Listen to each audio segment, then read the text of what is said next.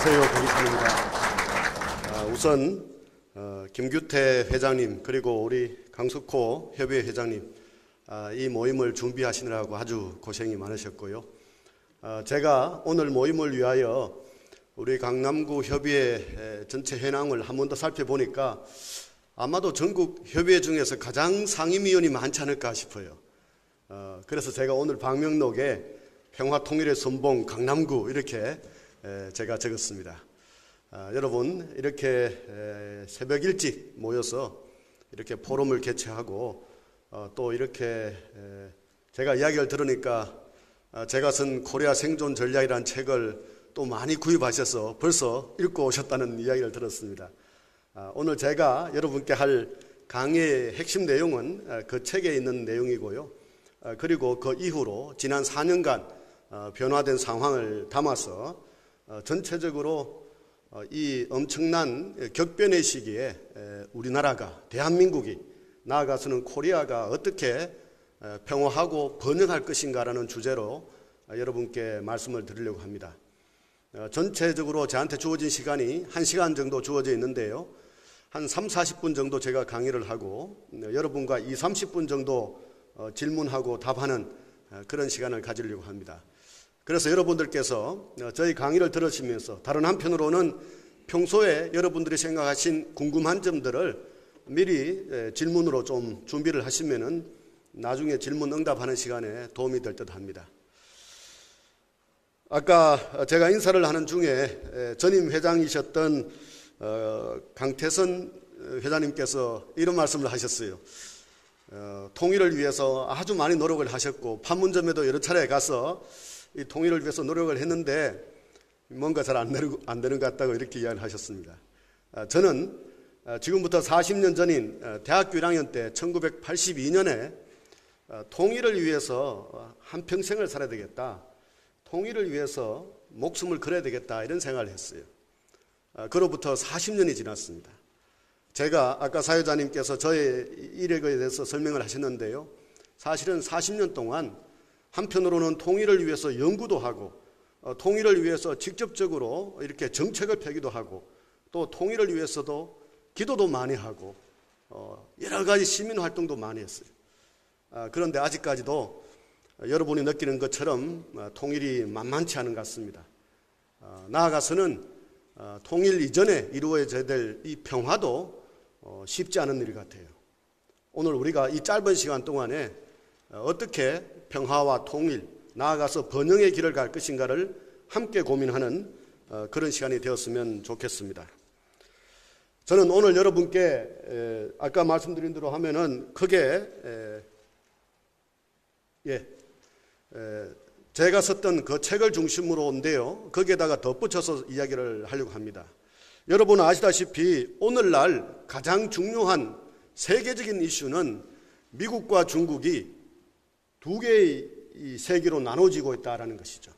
미국과 중국이 전 세계적인 패권 경쟁을 벌이고 있다는 것입니다. 이 속에서 우리는 어떻게 할 것인가라는 거죠. 여러분 잘 아시다시피 지금부터 70년 전인 1945년, 1950년 그 해방전국 5년 동안에 한편으로 세계는 두 개로 나눠지고 있었죠.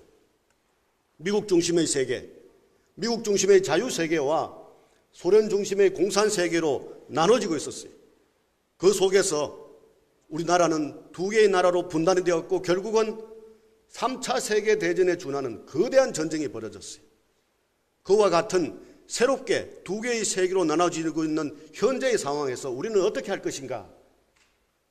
여기서 제일 먼저 오늘 제가 여러분과 나누고 싶은 것은 중국을 어떻게 볼 것인가라는 거죠. 지난 70년 동안, 짧게는 지난 20년, 30년 동안 세계 패권을 행사한 미국에 가장 강력하게 도전하는 중국을 어떻게 볼 것인가라는 거죠. 그리고 이 중국에 대해서 어떻게 대응할 것인가?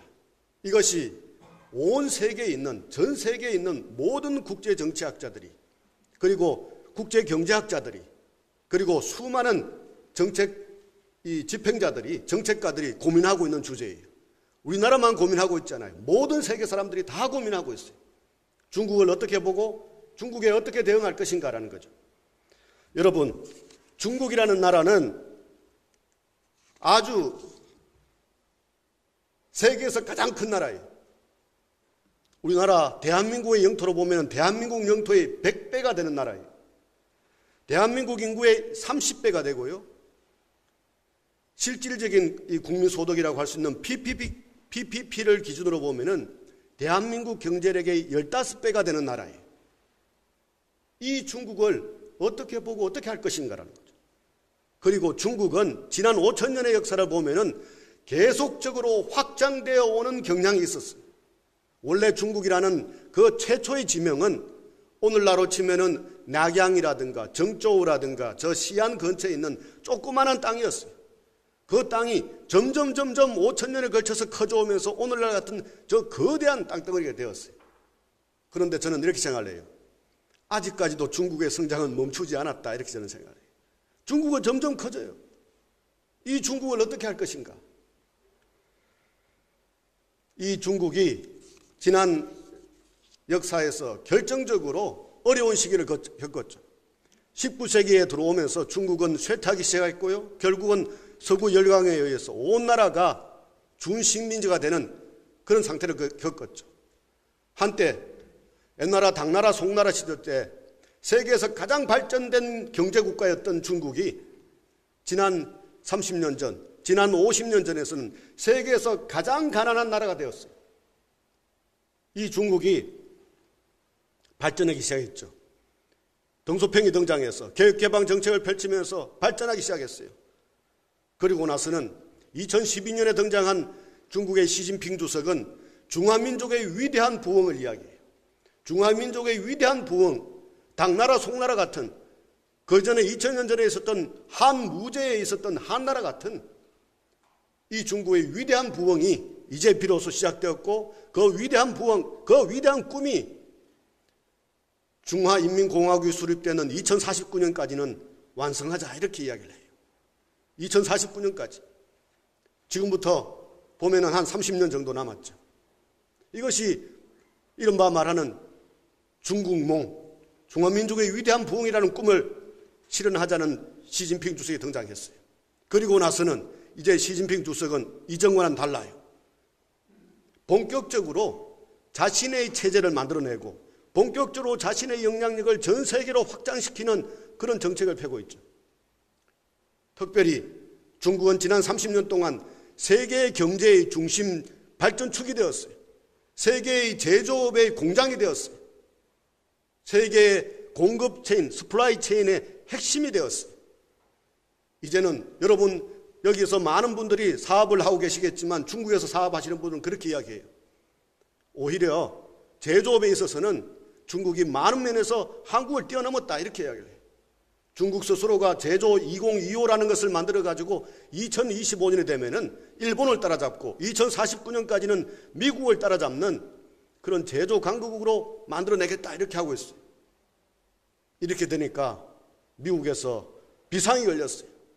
현재의 추세가 유지되면은 이제 모든 면에서 중국에게 추월당하고 압도당한다라는 비상이 걸렸어요. 중국은 아까 말씀드린 것처럼 중국의 영향력을 전 세계로 확장시키는데 그것을 2049년까지 30년간에 걸친 국가 대전략으로 수립을 했죠. 그것이 바로 1대1로라는 대전략이에요. 한편으로는 유라시아 대륙 전체를 통해서, 한편으로는 태평양과 인도양을 거쳐서 전 세계로 중국의 영향력을 확장하는 그런 국가 전략을 수립해서 국가적인 차원에서 추진하고 있어요.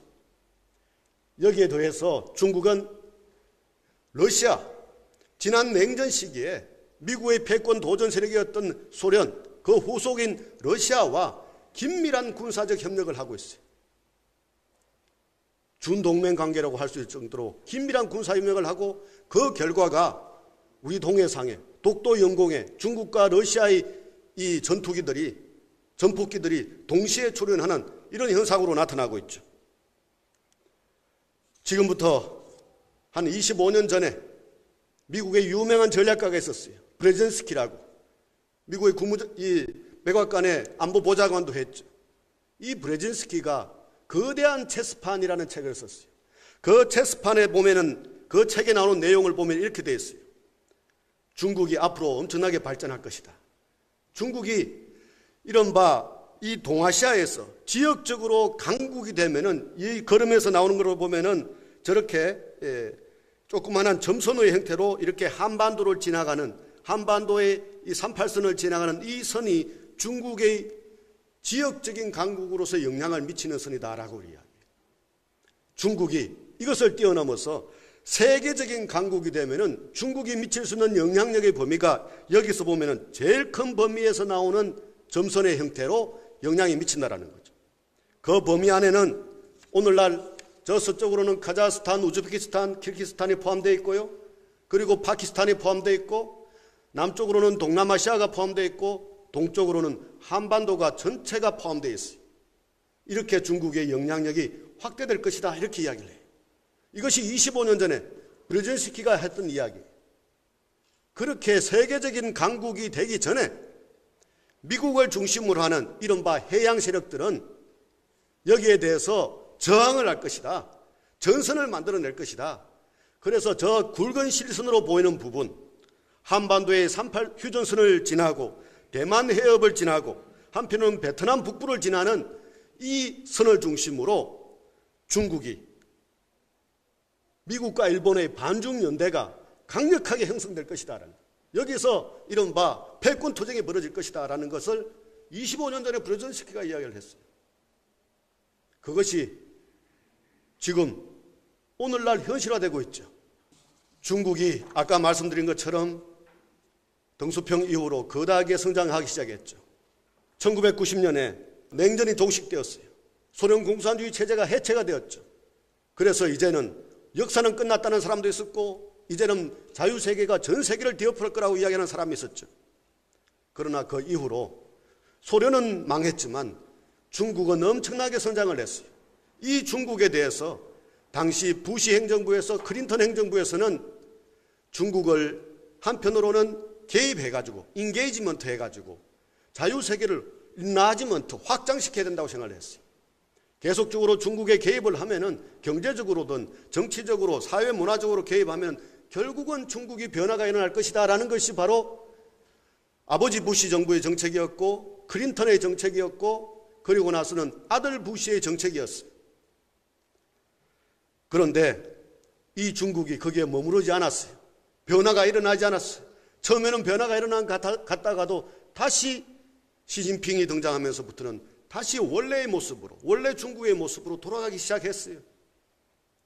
자, 그렇게 되니까 오바마 정부 시절부터는 기존의 방식으로는 안 되겠다. 미국의 군사력, 전 세계적 군사력의 3분의 1을 아시아 태평양 지역으로 거기에 재배치해야 되겠다라는 정책을 폈어요. 그것이 바로 재균형 정책, 아시아 중심축 전략이었어요. 그것도 성공을 하지 못했어요. 그리고 나니까 이제는 이 오바마 정부의 뒤를 이어서 트럼프 정부가 등장을 했어요. 트럼프 정부에서는 이 거대하게 성장하는 미국을 막기 위해서는 미국의 힘만으로는 부족하다. 일본의 힘으로는 안 된다. 그래서 인도의 힘을 빌려야 된다는 생각을 했어요. 그래서 나오는 정책이 인도 태평양 정책이에요. 인도의 힘이 없이는 14억의 인구를 가진, 중국과 비슷한 인구력을 가진, 그리고 거대한 이 땅을 가진 인도를 통해서 결국은 중국을 견제하고 나아가서는 중국에 대항하는 전선을 만들어야 된다는 것이 바로 오늘날 트럼프 대통령 이후로 바이든 정부에서 주장하는 인도 태평양 정책이에요. 이 인도 태평양 정책을 가장 먼저 주창한 나라가 미국이 아니에요. 일본이에요. 일본은 동아시아의 어떤 나라들보다도 중국의 부상에 대해서 예민하게 반응한 나라예요. 왜냐하면 일본이란 나라는 오랜 역사 동안에 중국에 대항하는 독특한 체제를 만들어 왔어요. 중국에서는 천자가 있었고 황제가 있었다면 일본에서는 천황이 있었어요. 중국 중심의 세계 질서를 만들었다면 일본 중심의 세계를 한때 형성해서 대동아 공영권을 만들어서 중일 전쟁을 벌였던 그런 전력이 있는 나라죠. 그래서 가장 중국의 부상에 대해서 예민하게 반응하는 나라가 일본이에요. 그리고 거기에 대해서 가장 두려워하는 나라가 또 일본이에요. 그래서 일본은 일찍이 아베 정부가 등장했을 때부터 중국에 대항하기 위해서는 인도가 필요하다고 생각을 한 거예요. 그래서 인도태평양 정책을 아베에서 시작해서 그것을 트럼프 대통령이 받아서 지금은 바이든 행정부까지 이어지는 것이 바로 인도태평양 정책이다라는 거죠. 바이든 정부는 기본적으로는 트럼프 정부의 정책을 이어받으면서도 이른바 일국주의로 하지 않고 동맹들과의 연합으로 중국의 부상에 대해서 대항하겠다라는 거예요. 기존의 트럼프 대통령은 미국 중심으로 모든 문제를 풀어나갔죠. 그런데 바이든 행정부의 차이점은 동맹국들과 협조해서 하겠다는 거예요. 그래서 며칠 전에 열렸던 최초의 이 바이든 행정부, 바이든 대통령이 추진한 정상회담이 이른바 4자 정상회담이었어요. 쿼드 정상회담이었어요. 일본, 호주, 인도, 미국 이 네 나라가 정상회담을 했어요. 이 동맹국들을 통해서 중국에 대해서 대항해야 된다는 정책을 펴는 거죠.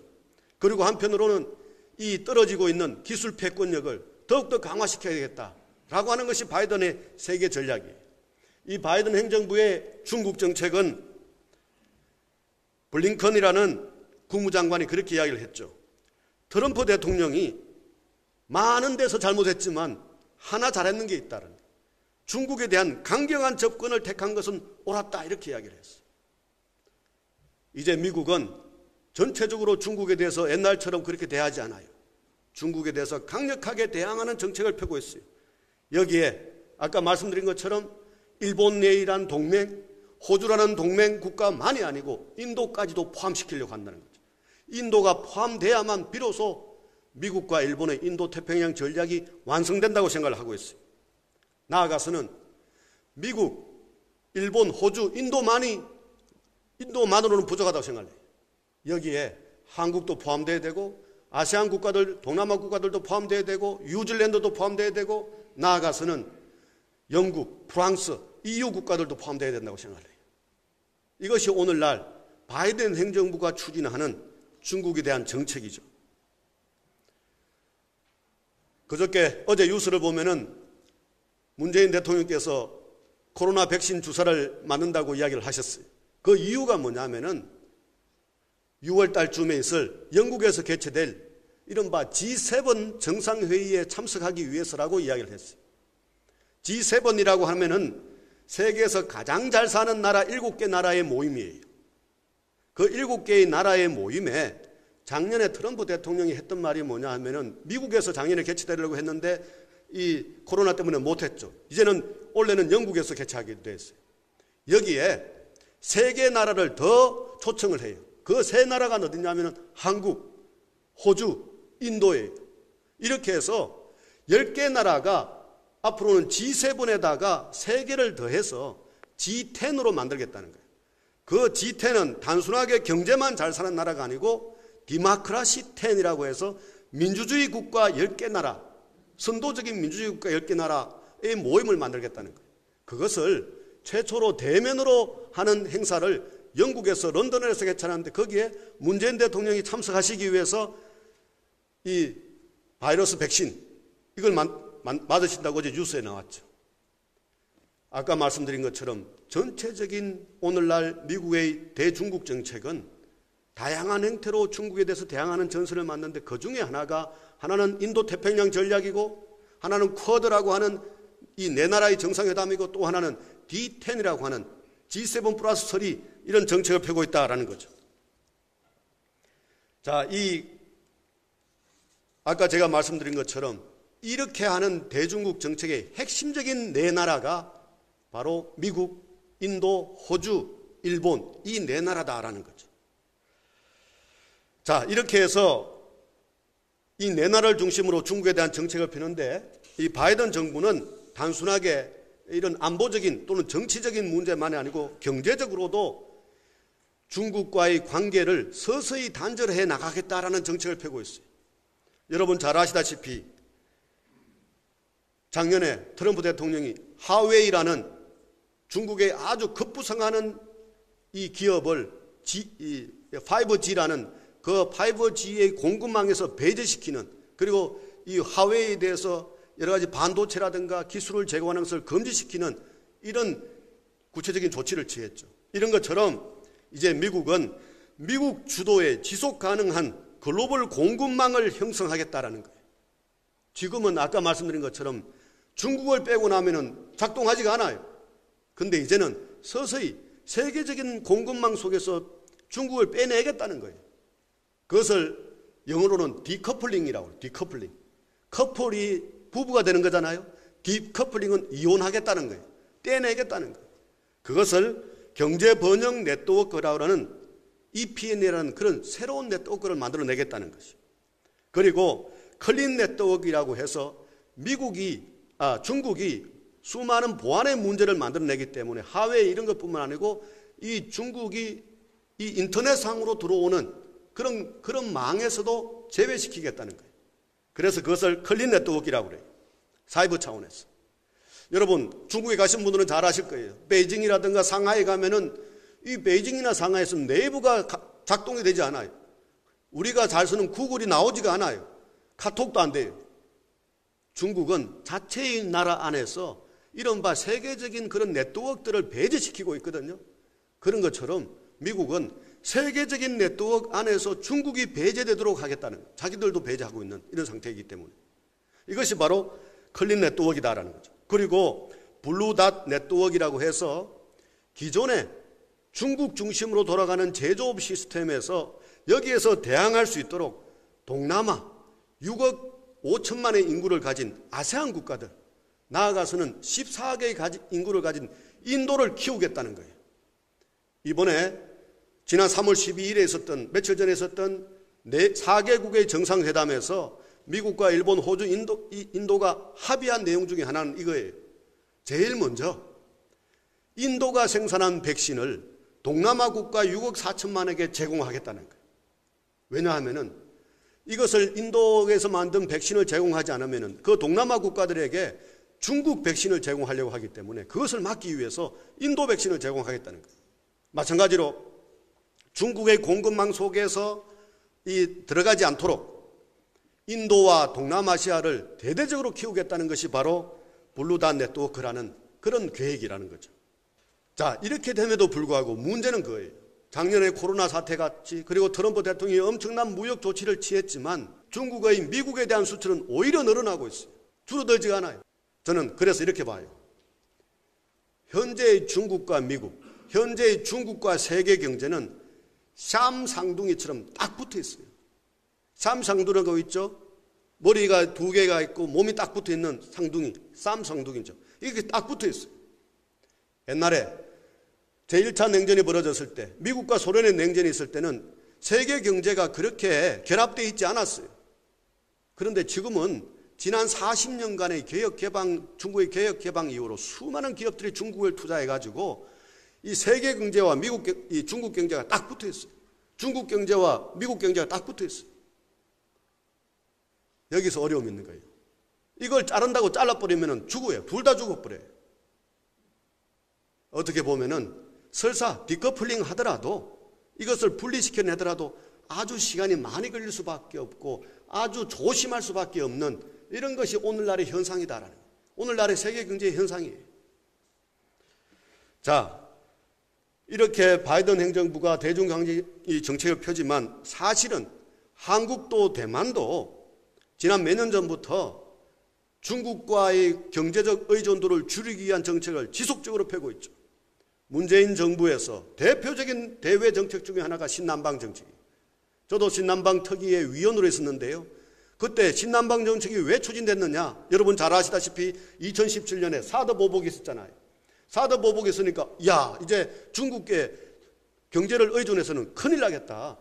그래서 중국에 있는 의존도를 줄이기 위해서 아세안으로, 인도로 우리의 기업들이 이전하고 우리의 관계를 심화시켜야 된다는 생각을 했죠. 그래서 나왔던 게 신남방 정책. 대만도 마찬가지. 대만도 똑같은 이른바 신남향 정책을 펴서 중국 대륙 본토에 대한 의존을 줄이고 아세안으로, 인도로 이렇게 확산한 게 신남향 정책. 이렇게 펴고 있죠. 지난 역사에서 지난 30년, 40년 동안 유럽도 중국에 대해서 강력한 투자를 했죠. 중국에 많이 의존을 했어요. 그런데 지금은 이제 유럽도 중국에 대한 의존도를 줄이고 중국은 이른바 체제적인 경쟁자다 이렇게 생각을 해요. 여기에 대해서 대항해야 된다. 그래서 영국도 프랑스도 오히려 중국을 견제하기 위한 정책들을 이제부터는 EU는 지속적으로 지금 한편으로는 실시하고 있죠. 그런데 그럼에도 불구하고 아까 말씀드린 것처럼 유럽과 중국도 서로에게 서로가 최고의 제1의 교역국이에요. 딱 붙어 있어요. 이런 딜레마가 있다는 거죠. 이러한 상태에 대해서 중국은 한편으로는 직접적으로는 여기에 대해서 반발을 하지 않으면서도 중국 자체적으로 경제를 발전시키고 세계적으로 경제를 발전시키는 이른바 쌍순환이라는 것을 이야기해요. 중국은 큰 나라입니다. 아까 제가 이야기했죠. 우리나라보다 30배나 인구가 많은 나라예요. 영토는 100배나 많아요.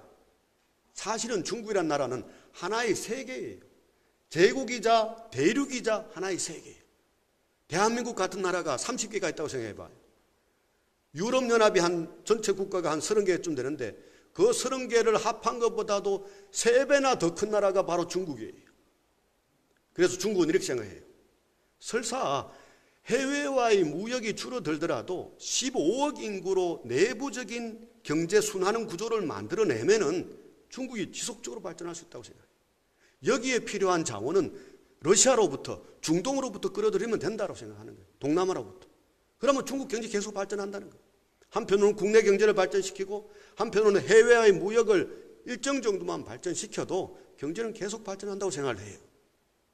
그리고 나서는 중국은 다자주의를 이야기하면서 개방적이고 한편으로는 배제하지 않는 다자주의를 펴야 되고 이렇게 하는 G20, G20이라고 하는 20개의 나라로 된 그 다자협의를 계속적으로 발전시켜 나가야 된다 이렇게 이야기하죠. 거기에는 중국도 포함되어 있죠. 자, 역대 한국 정부의 대외 정책을 보면은요, 이승만 대통령, 박정희 대통령 시기에는 이른바 동방 정책을 폈어요. 해양 정책이었죠. 미일 중심의 정책을 폈죠. 노태우, 김영삼, 김대중 정부에서는 이른바 북방 정책, 동아시아 정책을 폈어요. 노무현 정부는 한미동맹을 한편으로 강화하고 한미 FTA를 체결하면서 동북아 균형자론이라는 것을 이야기했죠. 이명박 정부에서는 대미, 대일 중심의 정책을 폈고요. 박근혜 정부에서는 대미, 대중 중심의 정책을 폈어요. 문재인 정부는 대미, 대북, 신남방 중심의 정책을 펴고 있죠. 이런 상태에서 우리는 어떤 정책을 펼 것인가? 저는 크게 두 가지가 필요하다고 봐요. 하나는 대한민국의 정체성과 가치, 이것이 기본으로 돼 있고 또 한편으로는 그렇다고 해서 일로 맺은 가치, 정체성만 생각하면 그것은 안 되죠. 급변하는 현실 속에서 우리의 경제적인 또는 안보적 이익을 열심히 한편으로는 고려하는 그런 현실주의적인 정책을 동시에 펴야 된다는 거죠. 이것을 제대로 못해서 망한 사례가 우리 역사에 많이 등장해요.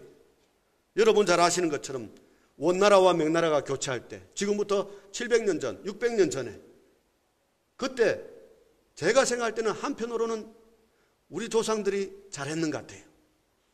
그때는 어떤 사람들은 명나라와 한판 붙자는 이야기를 한 사람도 있었잖아요. 그래서 요동정벌론도 이야기하고 저는 요동정벌 전혀 황당한 이야기는 아니었다고 봐요. 그러나 당시에 신흥 새롭게 부상하는 이른바 패권국가인 명나라와 전쟁을 해서는 남는 게 없다. 오히려 가까이 지내면서 나라를 발전시키자. 그게 조선의 건국이었죠. 여러분 잘 아시는 것처럼 명나라와 청나라가 교차하는 시기에 우리 조상들이 잘 못했어요. 결국은 완전히 나라가 청나라의 말발굽발해서 삼전도의 수모를 당하는 이런 역사를 겪었죠. 그 이후로 200년간 아주 힘든 시간을 보냈어요. 지난 150년 전 19세기 말에도 우리 조상들이 제대로 하지를 못했어요. 지난 70년 해방전국에서도 저는 제대로 못했다고 봐요. 그러한 시기 수많은 우리 조상들이 한편으로는 200년 단위로 다른 한편으로는 지난 70년 단위로 생겼던 그 문제들을 이제 오늘날 우리 세대가 당면하고 있어요. 우리가 어떻게 할 것인가라는 거죠. 자, 이것이 중국에 대한 문제라면 또 한편으로는 북한을 어떻게 볼 것인가라는 거예요. 북한을 어떻게 대할 것인가라는 문제. 북한을 어떻게 보고 어떻게 대할 것인가라는 거죠. 지금부터 70년 전에 소련과 미국의 냉전이 벌어졌을 때, 패권 경쟁이 벌어졌을 때 그때 우리 코리아는 기로에 서 있었죠. 어떻게 할 것인가? 친미냐 친소냐, 편성이냐 분단이냐, 전쟁이냐. 결국은 분단이고 결국은 전쟁이었어요. 두 개의 정부가 수립되었고요. 그리고 그 뒤를 이어서 바로 북한이 전면적으로 남침을 했죠. 그리고 온 나라가 폐허가 되었어요. 수백만의 목숨을 잃었죠. 그 이후로 여러분 잘 아시는 것처럼 북한에서는 주체사상이라는 게 나왔어요. 그리고 김일성주의라는 게 나타났죠. 그리고 그것이 유일사상 10대 체제라는 것으로 묶여졌어요. 모든 것을 김일성 중심으로. 다른 사상은 허용하지 않는 이런 체제가 되었죠. 자, 그 속에서 독일이 통일되고 소련 동구 공산주의 체제가 붕괴되었어요. 미국의 패권이 등장을 했죠. 이 속에서 북한에서는 수십만이 굶어 죽는 기아 사태가 발생했어요.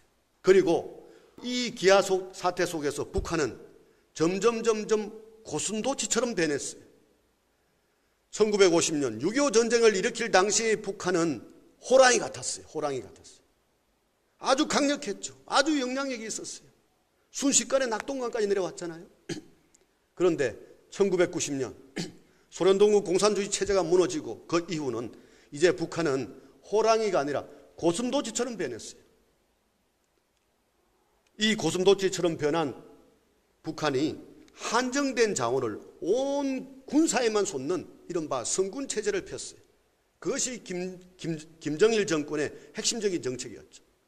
군사를 우선하는 정책을 폈죠. 자, 아까 말씀드린 것처럼 소련 공산주의가 무너지고 나서 한편으로는 이 어려운 경제 상황 속에서 북한은 한편으로는 노태우 정부 때 남북기본합의서를 만들고 유엔 동시가입을 하고 김대중 정부에서는 제1차 남북정상회담, 그리고 노무현 정부 때는 제2차 남북정상회담, 그리고 개성공단, 금강산 관광 이런 것들이 이루어졌죠. 그러나 그 이후에 그 합의들이 한편으로는 이행되지 않으면서 이른바 남북관계에 혹독한 겨울이 왔어요. 개성공단이 폐쇄되고 연평도 포격 사건이 터지고 금강산 관광도 중단되는 이런 사태가 일어났죠. 그리고 나서는 김정일이 죽고 나서 김정은이 제3대에 걸친 세습이 완성이 되었어요. 김정은은 온 힘을 핵능력 개발, 미사일 개발에 쏟았죠. 그래서 2017년 11월 달에는 핵무력의 완성을 선언했어요. 그리고 여기에 대해서 미국, 중국, 러시아, 영국, 프랑스, 유엔 안보리 5개국을 비롯한 온 유엔이 강력한 제재를 가했어요. 그것이 유엔 안보리 제재죠. 마지막으로 가해졌던 유엔 안보리 제재 2397호에 의하면은 북한으로 쇠뭉치 하나도 들어갈 수 없게 되어 있어요. 북한에서 어떤 물건도 수출을 하지 못하게 되어 있어요. 수산물도 안 돼요. 섬유 제품도 안 돼요. 어떤 물건도 수출하지 못하게 되어 있어요. 자, 이런 상태에서 북한은 한편으로는 돌팔구를 열 필요가 있었죠. 한편으로는 전쟁의 위기가 극대화된 상태에서 우리 한국도 미국도 뭔가 새로운 움직임이 필요했어요. 그래서 2018년 평창 동계올림픽이 열리고 그것을 계기로 남북관계가 개선되기 시작했죠. 여러분 잘 아시는 것처럼 판문점 통일각 평양에서 정상회담이 개최되었어요. 그리고 여러 가지 합의문이 나왔죠. 동시에 이 남북 간의 관계 개선만이 아니고 최초로 미국과 정상회담이 개최되었죠. 싱가포르에서, 하노이에서, 그리고 판문점에서. 그런데 이것이 제대로 이행이 되지 않았어요. 여기서 중요한 사건이 발생해요. 한편으로는 북한이 우리 한국과 한편으로는 미국과 관계를 개선하면서 다른 한편으로는 이렇게 되니까 중국이 큰일 났다고 생각을 했어요. 이대로 가다가는 북한이 남한 쪽으로 미국 쪽으로 끌려가겠구나. 이 북한을 중국 쪽으로 다시 잡아당겨야 되겠다고 생각을 했어요. 그래서 일어났던 것이 북한의 김정은과 중국의 시진핑의 4차례에 걸친 연속적인 정상회담이었어요.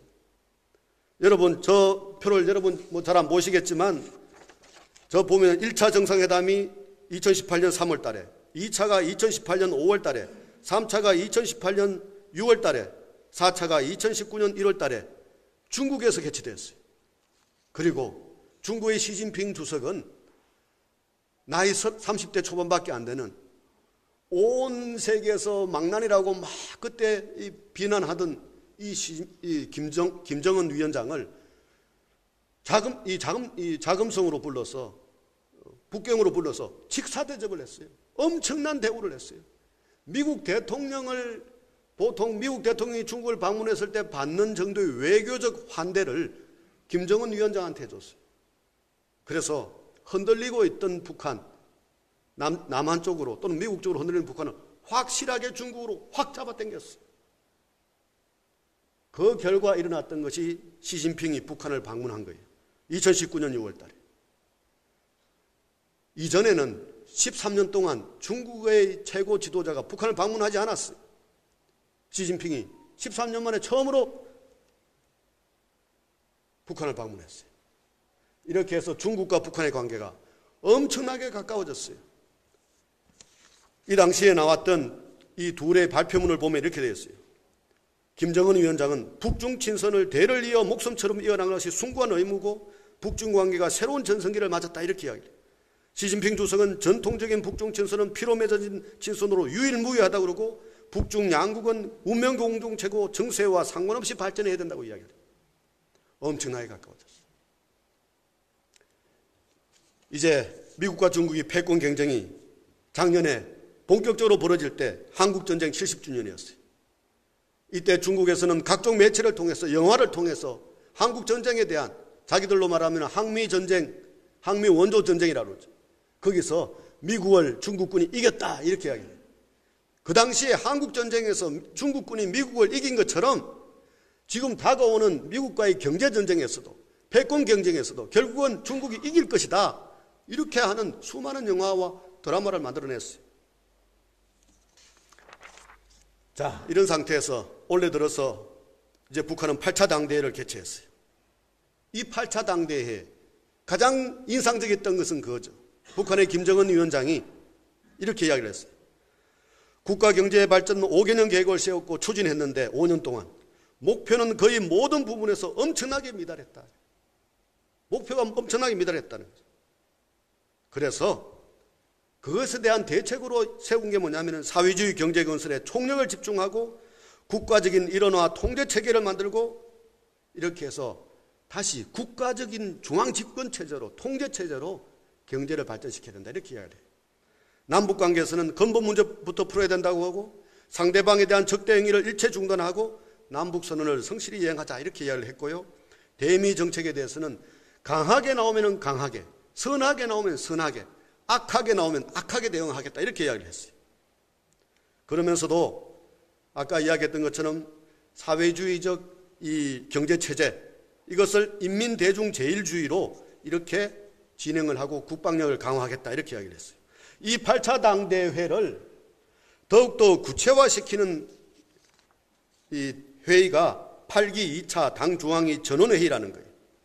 이 8기 2차 당중앙위 전원회의에서는 최고인민회의가 수립한 경제계획이 잘못됐다고 한 달 만에 거기 최고인민회의가 수립한 경제계획을 비판하고 경제부장인 김두일을 제2경제위원장인 오수용으로 교체를 했어요. 제2경제가 뭐냐 하면은 북한에서는 제1경제가 있고 제2경제가 있는데 제1경제는 민수경제예요. 제2경제는 군수경제예요. 군수경제의 책임자인 오수용을 전체 민수경제를 책임지는 경제부장으로 임명을 했다는 거예요. 다시 말해서는 한편으로는 이 군수적인 방식을 동원해서 또는 그 특별한 어떤 경제 부분을 민수 쪽으로 사용하는 이런 어떤 경제정책을 펴겠다는 것과 연결되는 거죠. 그리고 한편으로는 전 사회적으로 반사회주의, 비사회주의와 투쟁을 전개하고 단위 특수화와 본위주의와 전쟁을 선포한다, 이렇게. 단위 특수화와 본위주의가 뭐냐 하면은요, 북한에는 이른바 특수한 부문들이 있어요. 아까 말씀드린 것처럼 군부, 군수와 관련되는 군부, 또는 이른바 당과 관련되는 특수한 부분, 또는 특별한 특수 계층들을 위한 이런 어떤 부분, 이런 것들을 한편으로는 없애겠다는 거예요. 다른 한편으로는 기업소, 자기 중심만 생각하는 이런 것 본위주의도 없애겠다는 거예요. 그래서 전체적으로 국가 중심으로, 내각 중심으로 이론적으로 통제하겠다는 거예요. 그러면서 비사회주의, 반사회주의를 건절하는 등 전시처럼 국가 통제를 강화하겠다는 거예요. 오늘날 북한이 8차 당대회에서 추진한 이 정책에 의하면은 일종의 전시공산주의 체제예요. 옛날에 1930년대 스탈린이 사용했던 그런 것. 한편으로는 지난 한국전쟁 이후로 북한에서 1950년대, 60년대 벌어졌던 천리마 운동 같은 이런 전시 체제처럼 경제를 운영하겠다는 거죠.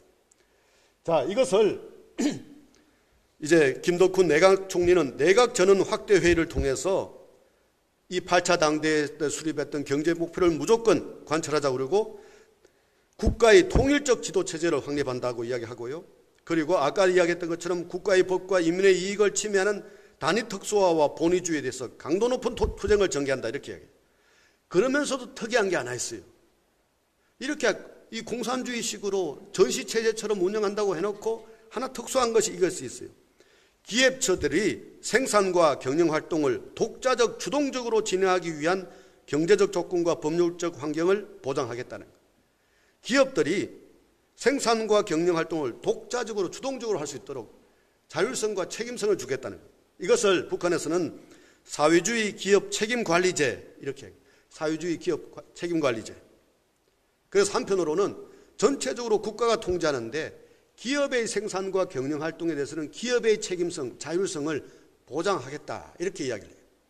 이것이 앞으로 우리가 북한의 경제 관련해서 눈여겨봐야 될 대목이에요. 전체적으로 경제는 더욱더 보수화되고 통제적으로 가는데 기업 단위에서는 자율성이 조금씩 생겨난다라는 거죠. 자, 이러한 북한의 상황을 봤을 때 그러다 보면 전체적으로 우리 코리아의 평화와 번영은 어떻게 가능할 것인가 여기로 들어가 보도록 하겠습니다. 벌써 시간이 많이 흘렀는데요. 제가 이 부분에 대해서는 조금 빨리 넘어가도록 하겠습니다. 우리 한반도의 역사를 보면은 2000년의 역사를 보면은 한반도를 둘러싸고 대륙 세력과 해양 세력이 패권 경쟁을 벌여요. 여기서 까딱하면 우리는 찢어지죠. 분단되고 전쟁이 일어나고. 자, 이 속에서 아까 제가 말씀드린 것처럼 지난 30년, 50년 사이에 동아시아 세력권에서 두 개의 단층선이 생겼어요. 하나는 이른바 자유세계와 공산주의 이전에 있었던, 지금으로 치면 중국 중심의 세력과 이 중국에 반대하는 반중연대 구도, 이것이 일과 같은 선이 한반도의 휴전선을 지나고 대만 해협을 지난 일과 같은 선이 있어요. 또 하나는 제2의 선이 있어요. 2의 선. 우리나라로 치면 해내탄을 지나는 선이에요. 해내탄을 지나는 선. 이거는 뭐냐면 역사적 대립선이에요. 한편으로는 이것은 일본 제국주의에 반대하는 반일 구도라고 할 수 있는 게 제2의 선이에요. 지금 우리는 제1의 선과 제2의 선이 깊은 골짜기가 형성되고 있다는 거죠. 지금. 한편으로는 미국과 중국의 일종의 패권 경쟁에서 제1의 선이 다시 깊어지고 있고요. 한편으로는 한일 간의 관계 악화로 제2의 선이 깊어지고 있어요. 저는 우리가 외교 안보 정책 또는 대북 정책에서 핵심의 방향성은 1선과 2선의 깊은 골을 한편으로는 메워나가는 것, 한편은 그 골에 다리를 놓는 것이라고 저는 봐요. 다른 한편으로는 남북관계를 개선하는 것 동시에 하늘관계를 개선하는, 하늘관계를 개선하면서 남북관계를 개선하는 이런 것이 없이는 이 골이 점점 깊어진다는 거예요. 이렇게 되면 우리 대한민국은 완전히 섬처럼 되어버릴 거예요. 문재인 대통령께서는 신년사를 통해서, 올해 신년사를 통해서 북미 대화와 남북 대화의 대전환을 위해서 노력하고 어디서든지 남북 정상회담을 할 용의가 있고, 그리고 평화와 상생을 위한 보건 방제 협력을 추진하고, 그리고 동아시아 평화 안보 생명 공동체를 구축하자고 이야기를 하셨어요. 신년 기자회견에서는 임기 말이라도 남북관계 발전을 위해서 종전선언이라든가 군사 공동회 같은 것을 개최하고, 그리고 바이든 행정부와 구체적인 협의 속에서 대북 사업의 우선순위를 새롭게 설정하고 북미 관계가 싱가포르의 선언에 기초해서 발전하기를 원한다고 이렇게 이야기를 하셨어요. 그리고 대북 제재 속에서도 예외가 가능한 인도적 협력을 계속하겠다 이렇게 이야기를 하셨죠. 자, 여기서 우리가 한번 살펴봐야 돼요. 저는 전체적으로 평화의 우선성, 평화의 중요성이라는 거죠. 문재인 대통령도 그렇게 이야기를 하셨어요. 통일 이전에 평화가 우선이다라고 이야기를 하셨죠. 평화 우선론이 있고 통일 우선론이 있는데 통일 우선론은 위험해요. 통일 우선은 전쟁으로도 갈 수가 있어요. 저는 평화가 우선이다. 평화는 무엇인가? 평화는 각자 자유롭게 어울려 사는 것, 저는 이것을 평화라고 봐요. 한 마을에서 각자가 살면서도 마을의 길도 같이 뚫고 청소도 같이 하고 우물도 같이 파고 냇가 청소도 같이 하고 하는 것이 평화예요. 통일이란 각자 자유롭게 어울려 하나가 되는 것이 통일이에요. 이것은 한 지붕 아래에서 한 집 안에서 한 솥밥 먹고 사는 게 통일이라고 볼 수 있어요. 오늘날 남북관계는 하루아침에 한 지붕 밑에서 한 솥밥 먹고 살 수 없어요. 너무 달라도 일단은 한 마을 안에서 사는 이런 노력부터 먼저 해야 돼요. 남북 간의 평화는 어떻게 가능한가? 저는 제일 중요한 게 첫째는 각자 인정한다는 거예요. 각자성을 인정하는 게 필요하다고 봐요. 서로의 국가성을 인정하는 게 첫째라고 봐요. 30년 전에 대한민국과 조선민주주의인민공화국은 각각 유엔에 동시가입을 했어요. 국가로 인정받았어요. 지금 전 세계 170개국 이상이 대한민국과 조선민주주의인민공화국을 똑같이 국가로 인정을 해요. 이것을 국가로 인정하는 것, 국가적 실체를 인정하는 것, 이것이 평화를 위한 첫걸음이다라는 거죠. 동서독 기본조약을 보면은요, 1972년 동서독 기본조약이 독일 연방공화국과 독일 민주공화국을 국가로 인정함으로써 평화가 이룩됐고 그 평화의 결과 통일이 이룩됐어요. 저는 이런 것처럼 우리나라도 남북 기본협정 같은 것을 맺을 필요가 있다 이렇게 생각해요. 자유로운 관계가 만들어져야 돼요. 각자가 자유로운 관계가 평화잖아요. 자유로운 관계. 북한이 우리를 위협해서도 안 되고 마찬가지로 우리가 한미동맹이 북한을 위협해서도 안 돼요. 그런 면에서 저는 전쟁 상태를 종식시키는 것, 종전선언 이것이 또 매우 중요하다 이렇게 생각을 해요. 서로 어울려야 되죠. 어울리기 위해서는 교류하고 협력해야 돼요. 공동의 이익을 추구해야 돼요. 그런 면에서 철도와 도로를 연결하고 경제, 사회, 문화 교류를 하는 것이 필요하다. 그런데 아까 제가 봤던 것처럼 8차 당대회 이후의 북한은 아직까지 특별하게 교류 협력할 마음이 없어요. 딱 내부적으로 고슴도치처럼 딱 그냥 해가지고 통제를 하고 똘똘 뭉치기 바빠 있는 그런 상태가 됐다는 거예요. 아마도 시간이 좀 필요할 것 같아요.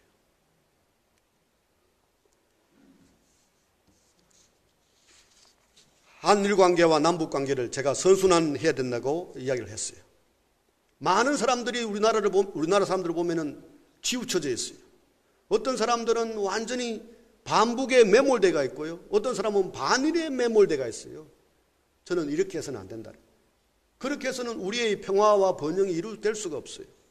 한편으로는 남북 관계를 개선하고 한편으로는 한일 관계를 개선하고 한편으로는 한미 간의 동맹을 유지하고 강화하면서도 한중 관계를 부드럽게 만들어 가야 돼요. 이른바 전략적 동반자 관계를 계속적으로 유지해 가야 돼요. 이것이 우리가 필요한 우리의 지혜예요. 한편으로는 그렇다고 해서 너무 주변에만 의존해서는 안 돼요. 아세안 6억 5천만 아세안과 14억의 인도와 나아가서는 5억의 EU 영연방 국가, 영국을 중심으로 영연방 국가도 관계를 강화하는 이런 노력들이 필요하다는 거죠. 저는 이렇게 생각해요. 여러분들도 많이 지난 1년 동안 2032년 서울 평양 올림픽을 위해서 노력해 오셨을 거예요.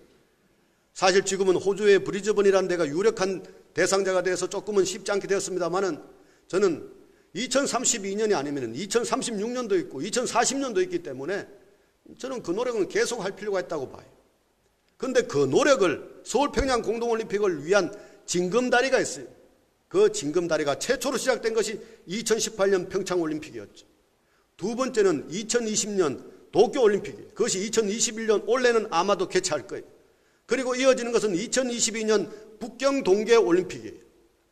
저는 2032년 나아서 2040년에 서울 평양올림픽을 성공시키기 위해서 지금 평창올림픽의 성공을 디딤돌로 해서 저는 2021년 도쿄올림픽을 성공시키는데 우리 대한민국이 기여해야 된다고 봐요.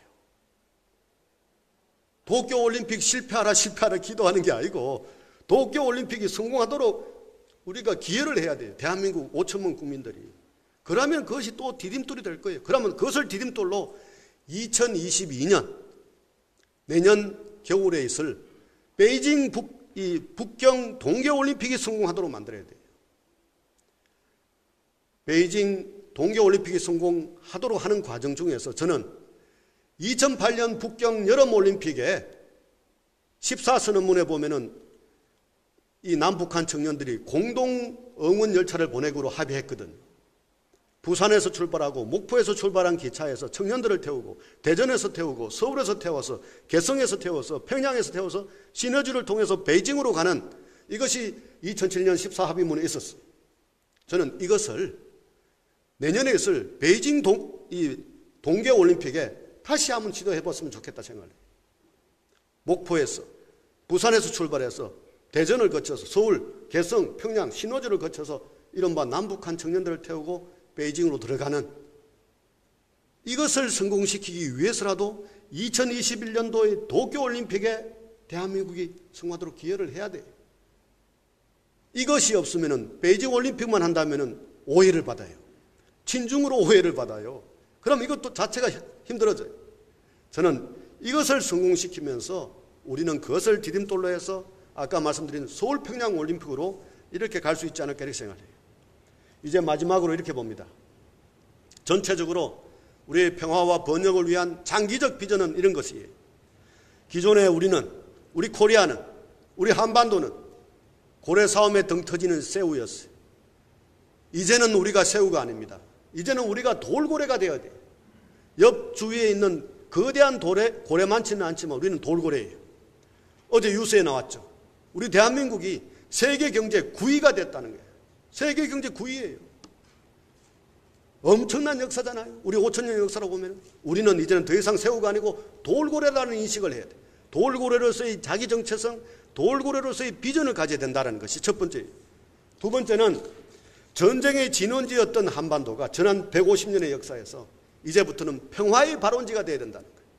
미중 패권 경쟁이 벌어지는 이 엄청난 소용돌이 속에서 한반도의 평화로 인해서 대한민국으로 인해서 동아시아의 평화가 되고 전 세계의 평화가 되는 평화의 발원지, 유럽으로부터 보면은 스위스 같은 나라, 그런 나라가 될 필요가 있다는 거죠. 지난 역사에서 보면은 우리는 완전히 섬처럼 살아왔고 까딱하면 더욱더 섬처럼 고립이 돼. 이런 상태에서 해양과 대륙을 잇는, 태평양과 유라시아 대륙을 잇는 해륙국가, 중추적 중견국가, 교량국가가 되어야 된다는 거죠. 지난 역사를 보면은 우리는 네 마리의 말에 의해서 사지가 찢어지는 4대 강대국에서 사지가 찢어지는 거열이라는 형벌을 받았어요. 조선시대 때 보면은 역적들한테 주는 형벌이 거열이었어요. 우리는 그런 형벌을 받았어요. 이제는 저는 사두마차에 올라탄 그런 나라가 되어야 된다 이렇게 생각해요.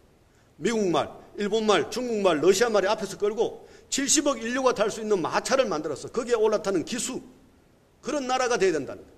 그것이 앞으로 우리가 가야 될 코리아의 방향성이다라는 거예요.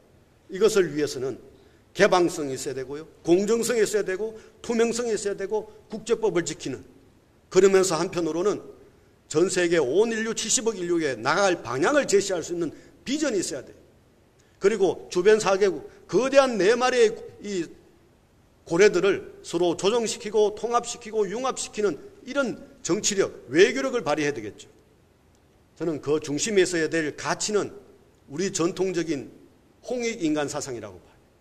모든 사람을 널리 이롭게 하는, 그리고 세종대왕이 가졌던 하늘백성 사상, 김구 선생이 꿈꾸었던 성인 사상, 그리고 대한민국 헌법 10조에 있는 모든 인간의 존엄과 가치를 존중하는 이런 사상이 결국은 저는 70억 인류의 핵심이고 동아시아 20억 인류에게도 핵심인 가치다 이렇게 생각해요.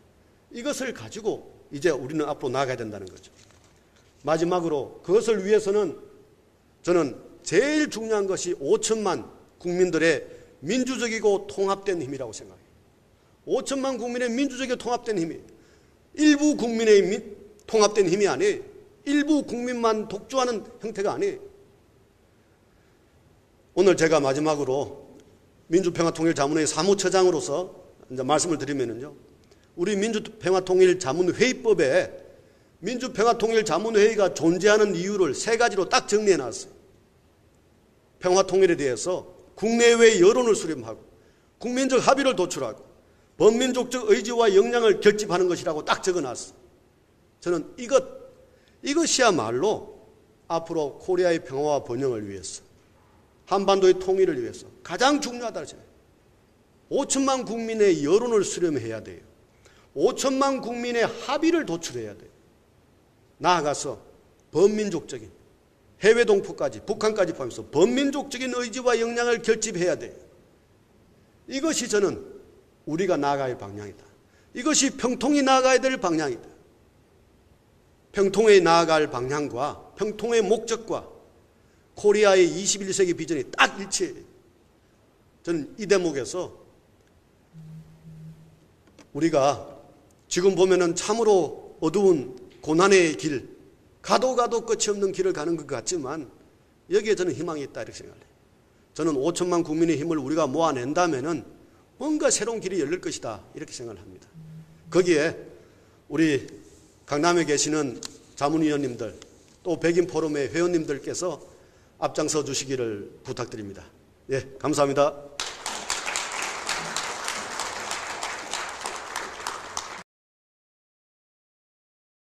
예, 제가 원래는 좀 많이 하려고 그랬는데 이야기 하다 보니 좀 길어졌네요. 그래서 일단은 질문은 뭐 두 분만 하시되 이메일이 있으니까 이메일로 질문을 주시면 제가 이메일로 답을 드리도록 하겠습니다. 일단 그러면 질문을 받도록 하겠습니다.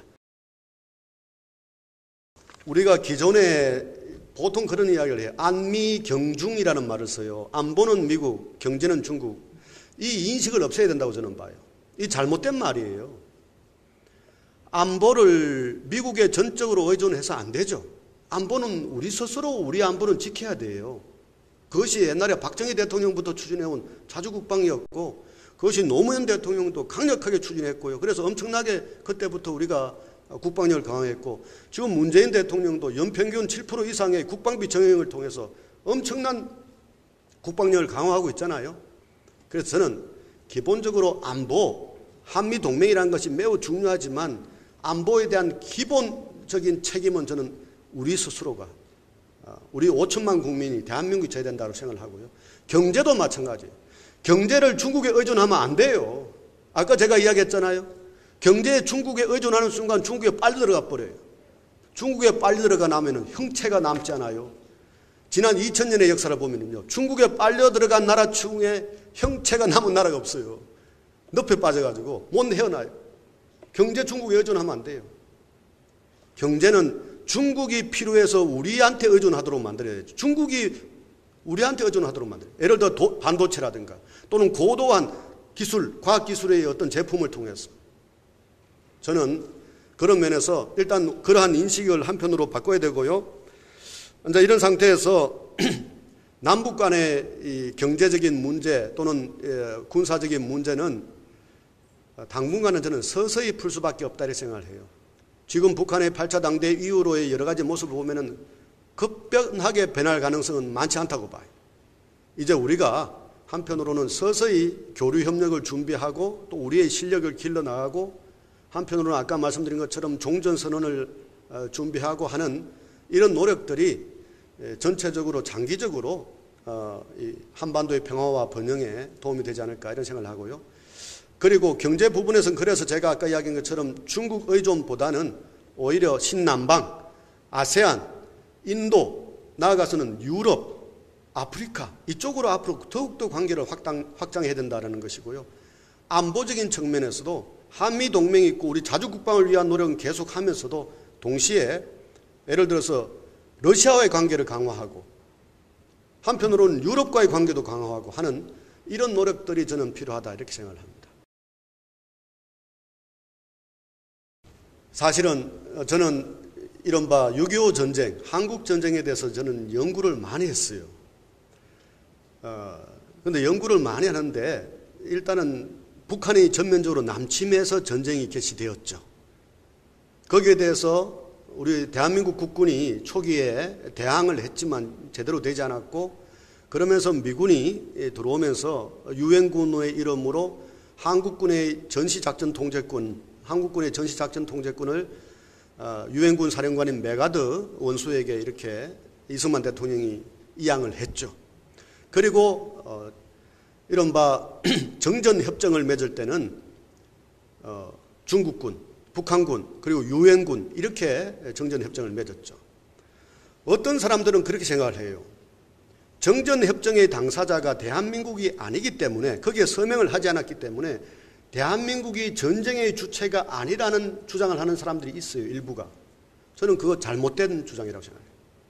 대한민국은 엄연하게 한국전쟁, 6.25 전쟁의 주체예요, 당사자예요. 그리고 또 하나는 일부 사람들은 그렇게 생각을 해요. 북한이 북쪽에서의 전쟁의 주체고 중국은 아닌 것처럼 이야기해요. 근데 전쟁을 자세히 보면은요, 사실은 중국군이 없었으면 북한은 끝났어요. 이 중국군이 30만 명이 내려와서 북한을 도와줬기 때문에 북한이 살아났죠. 자, 이렇게 보면은 사실은 대한민국은 전쟁의 주체입니다. 우리 한국은 전쟁의 주체예요. 그래서 저는 이렇게 생각을 해요. 전쟁의 당사자로만 보면은 남한과 북한, 중국과 미국 모두가 전쟁의 주체예요. 이 전쟁을 종식시키기 위해서 평화협정을 체결한다면 네 나라가 모두 필요하겠죠. 평화협정을 맺기 위해서. 저는 종전선언도 마찬가지라고 봐요. 종전선언을 원래대로 한다면 네 나라 모두가 필요하겠죠. 그래서 우리가 14합의든 판문점 선언에서는 3자 또는 4자가 종전선언을 한다고 이렇게 되어 있어요. 그런데 저는 좀 더 깊이 들어가 보면은 3자가 우선 힘들다면은 4자가 우선 힘들다면은 저는 남과 북이 공식적으로 종전선언을 한번 하면 어떨까 이런 생각도 저는 해봐요. 사실은 사실상의 종전선언은 지난 판문점 선언 같은 게 사실상의 종전선언이라고 이야기를 해요, 전문가들은. 그런데 공식적으로 우리 문재인 대통령과 김정은 위원장이 공식적으로 한국전쟁은 종결되었다라고 선언하면 어떨까? 그리고 그걸 공식적으로 사인하면 어떨까? 그러면은 저는 효과가 있다고 봐요. 그것을 토대로 예를 들어서 3자가 할 수도 있고 또는 미국과 북한 사이에 할 수도 있고, 사실은 한국과 중국은 종전선언 없이도 평화가 왔잖아요. 이런 방법이 있을 수 있어서 저는 종전선언이라는 문제는 사실은 북한의 어떤 변화 이전에, 북한의 완전한 비핵화라든가 또는 완전한 무슨 변화 이전에, 개혁 개방 이전에 할 수 있는 비핵화를 촉진시키고 평화를 촉진시키는 하나의 방법으로 저는 다양한 형태로 진행할 수 있고 진행될 필요가 있다고 저는 생각을 합니다. 물론 남과 북의 이 종전선언은 저희 독창적 아이디어입니다. 우리 정부의 아이디어는 아니에요. 저는 여러 가지 방식의 종전선언이 필요하다고 생각하는 사람이니까요. 예. 그래서 질의응답 시간을 마치도록 하겠습니다. 다시 한번 큰 박수 부탁드립니다. 네, 뭐 제가 사실은 조금 아쉽습니다. 질문응답이 있으면은 훨씬 더 여러분들, 저도 강의를 많이 해보는데요, 질의응답을 통해서 좀 생각이 더욱더 좀 구체화되기도 하고 여러분들의 인식이 좀 더 깊어지기도 하는데, 오늘 조금 시간이 짧아서 조금 아쉽습니다만은 다른 방식을 통해서 여러분들이 많은 질문을 해주시고 또 서로 소통하기를 기대합니다. 여러분 오늘 경청해 주셔서 감사합니다.